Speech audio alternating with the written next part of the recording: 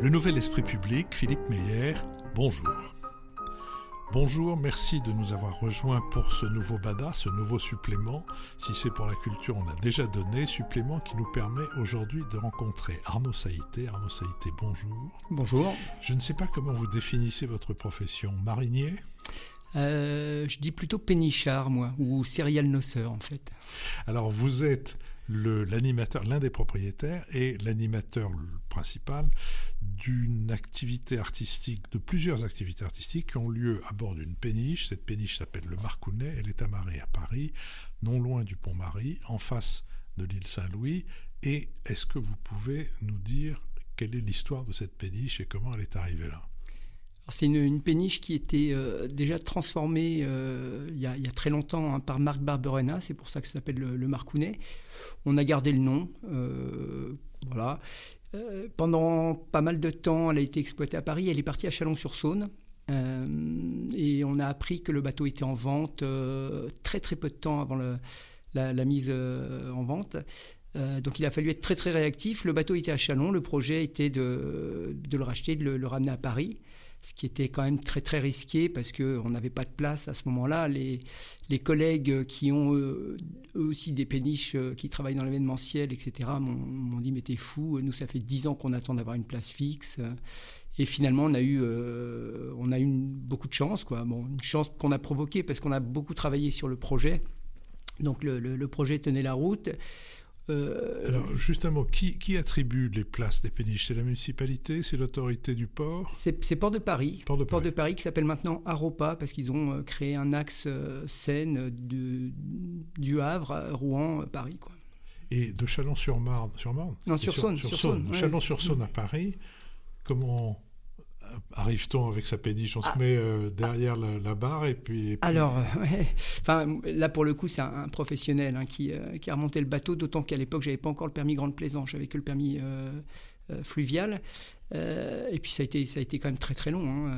Donc oui, le moteur était encore en état de fonctionnement.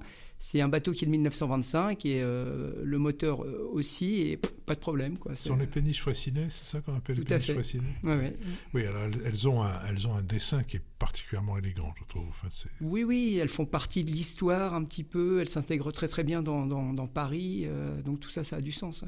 Alors, vous arrivez avec cette péniche qui s'appelle le Marcounet, vous avez l'autorité du port vous accorde cette place, qui est une place centrale, extrêmement... à l'époque, les voies sur berge sont encore des voies sur lesquelles circulent les voitures. En quelle année vous ouvrez vraiment à Paris ? On ouvre en septembre 2012, à l'issue des premiers travaux pour les aménagements des berges. À ce moment-là, donc, c'est Bertrand Delanoë qui est à la mairie de Paris. Et il y avait donc déjà la possibilité de traverser cette voie Georges Pompidou parce qu'ils ont mis en place des feux tricolores, des passages cloutés, etc. Donc là, Port de Paris s'est dit, du coup, on va pouvoir créer quelques emplacements. Et c'est suite à cet appel d'offres qu'on a réussi à avoir la place. Alors, dans cet appel d'offres, vous avez présenté l'activité qui allait être celle du Marcounet. Comment, si on veut la résumer ?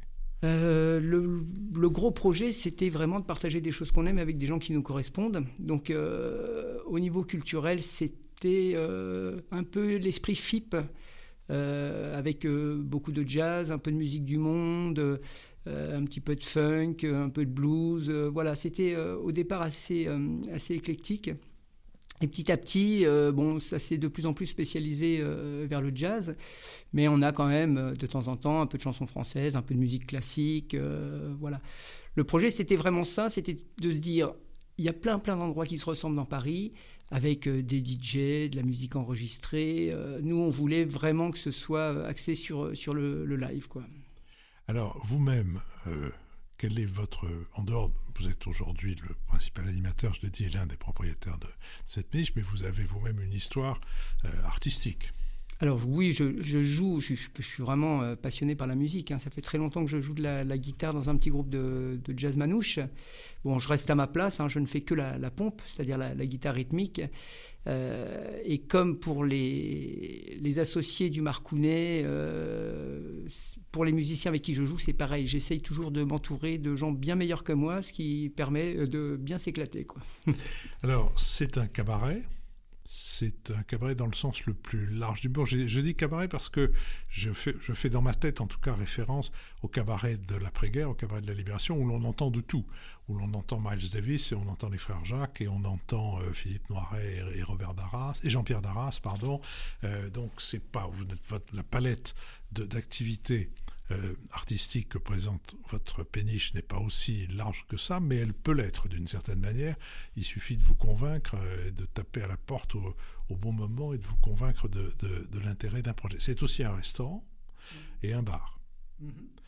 Et puis, d'abord, avant d'en venir aux transformations de l'environnement de votre péniche, disons quand même de quoi sont faits vos programmes. Prenons ceux qui sont prévus au moment où nous enregistrons, situation qui est un peu particulière puisque nous ne sommes pas encore sortis des mesures sanitaires, mais on peut aussi faire référence aux derniers programmes qui ont été proposés avant les mesures sanitaires. Alors, juste avant la programmation, il y a un point important. On est aussi une péniche qui accueille les cocktails d'entreprise, les séminaires, les mariages. Voilà, ça, c'est un gros pan de l'activité également. Et donc, sinon... D'une certaine manière, est-ce qu'il est juste de dire que ces cocktails, ces mariages, ces séminaires d'entreprise permettent de financer les récitals, les concerts Absolument, oui, tout à fait. Parce que c'est vrai qu'être amarré en plein Paris, ça coûte quand même beaucoup d'argent. Et avec les concerts, on a beaucoup de mal à être suffisamment rentable pour tout ça, quoi. Donc, on ouvre un petit peu la péniche à des événements un petit peu plus lucratifs. Ce qui permet de boucler les budgets en fin d'année, quoi. Voilà. Donc là, en ce moment, on a un petit peu ajusté notre fusil d'épaule, puisque jusqu'au 9 juin, on est obligé de fermer à 21h. À partir du 9 juin, ce sera 23h. En ce moment, on a donc des concerts de 17h à 20h sur le quai du jeudi au dimanche. Essentiellement quand la météo le permet, puisque c'est en extérieur. Voilà, donc là, par exemple, ce soir... Alors ce soir, en fait, c'est pas ce soir puisque nous serons diffusés, ne seront pas diffusés aujourd'hui, mais ce soir, le soir du jour où nous enregistrons. Voilà, donc oui, effectivement, là aujourd'hui, donc on est le combien là on est le 4. On est le 4. Vendredi 4. Ouais. Donc là, je sais que la météo n'est pas clémente et on a déjà décidé d'annuler. Samedi 5, on a Alain Jean-Marie, qui est un des meilleurs pianistes de jazz français, guadeloupéen, qui vient jouer en trio. Voilà, il faut regarder sur le site à la rubrique agenda, hein, c'est vraiment tenu à jour, mais l'idée c'est d'avoir des petites formations, duo, trio, et puis après des gens qui viennent faire le bœuf. Les musiciens ont tellement besoin de jouer la suite à la crise sanitaire qu'ils en ont fait un point de rendez-vous et ils viennent s'amuser en général au 3e set, quoi. Alors, nous avons dit que quand vous vous êtes installé, c'était Bertrand Delanoë qui était maire, et j'ai précisé que il y avait encore des voitures sur les voies Suberge, mais qu'on pouvait, sans risquer sa vie, aller jusqu'à votre péniche à cause des passages cloutés et des feux rouges qui avaient été installés. Progressivement, la situation a changé.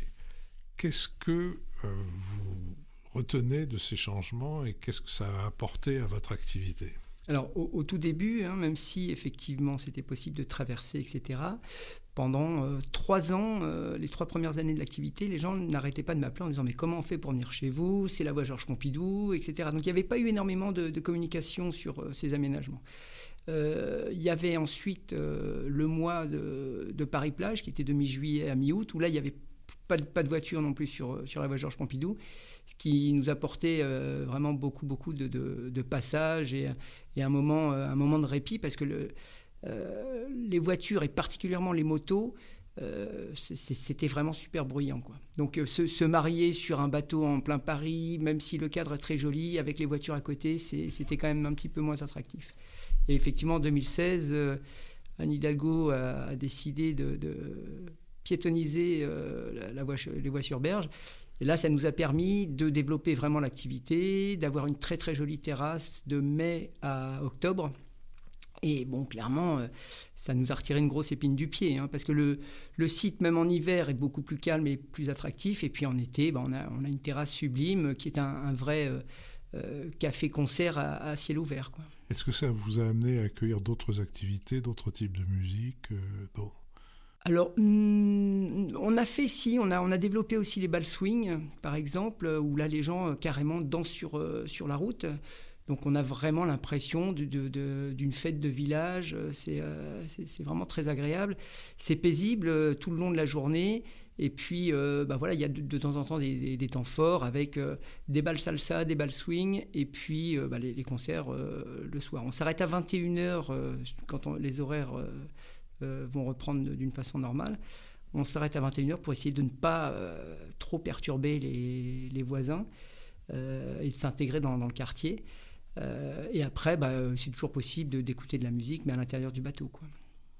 Et dans les projets que vous pouvez avoir maintenant que les activités vont pouvoir reprendre, on l'espère, aux mêmes heures qu'autrefois, est-ce qu'il y a des choses qui correspondent à des suggestions, des demandes qui vous ont été faites par vos clients habituels ?